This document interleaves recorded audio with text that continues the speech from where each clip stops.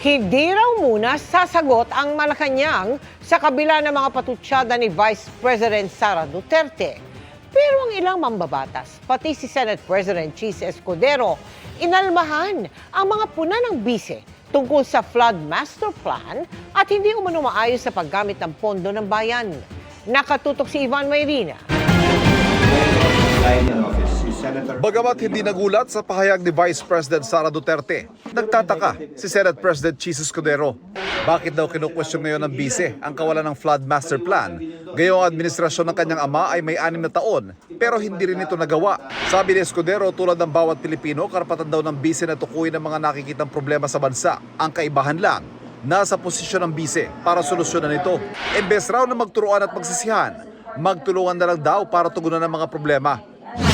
Ang ilang mambabatas sa kabilang sa mga sumusurit sumisinsin sa pambansang budget, hindi nagustuhan ang naging pahayag ng bise na hindi maayos umanong paggamit ng pondo ng bayan, ang isa sa mga dahilan ng pagbibitaw niya sa gabinete ng Administrasyong Marcos.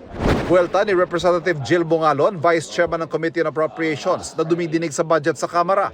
Bakit ngayon lang anya ito nagsasalita? At bakit nang dinidinig ang budget ay tila ipinaubaya niya sa mga undersecretary ang pagsagot sa komite? Hininga namin ang pahayag ng Malacanang tungkol sa mga sinabi ni VP Sara, pero sabi ng palasyo hindi muna sila sasagot dito. Patuloy din namin hinihinga ng pahayag ang Department of Budget and Management. Para sa GMA Integrated News, Ivan Mayrina, nakatutok, 24 oras.